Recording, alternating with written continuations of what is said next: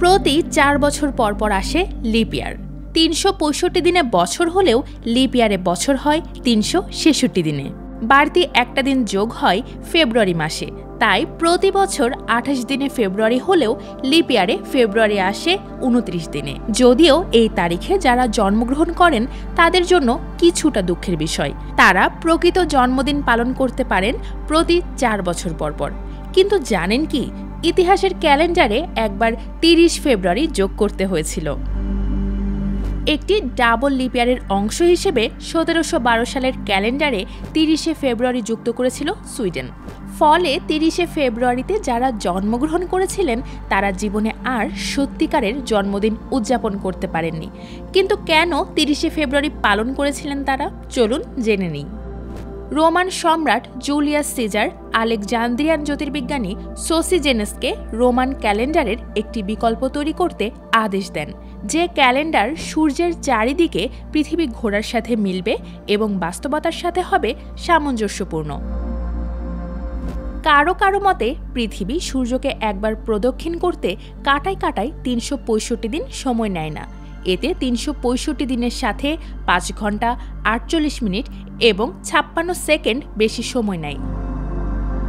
এই বাড়তি সময় সমন্বয় করতে সোসিজেনাস একটি ক্যালেন্ডার তৈরির প্রস্তাব করেছিলেন, যা মিশরীয়দের ক্যালেন্ডারের সাথে প্রায় হুবহু মিলে যায়। এই ক্যালেন্ডারে সৌর বছরের সাথে সমন্বয় করতে প্রতি 4 বছরে 365 দিনের সাথে একটি অতিরিক্ত দিন যোগ করা হয়। এভাবেই জুলিয়ান ক্যালেন্ডারের জন্ম হয়। কিন্তু এই ক্যালেন্ডারের কিছু ফাঁকফোকর থেকে যায়। এরপর আসে গ্রেগরিয়ান ক্যালেন্ডার। রোমানরা সিদ্ধান্ত নিয়েছিল সেই সময় ফেব্রুয়ারি বছরের শেষ মাস হওয়ায় অতিরিক্ত একটা দিন এই মাসের শেষে যোগ হবে। 1700 সালের দিকে সুইডেন চিন্তা করে তারা জুলিয়ান ক্যালেন্ডার থেকে গ্রেগরিয়ান ক্যালেন্ডার গ্রহণ করবে, কিন্তু ক্যালেন্ডার পরিবর্তনের জন্য তাদের কিছুদিনের হিসেব বাদ দিতে হতো, যা তারা করতে চায়নি। তারা সিদ্ধান্ত নিল ধাপে ধাপে এই পরিবর্তন করবে।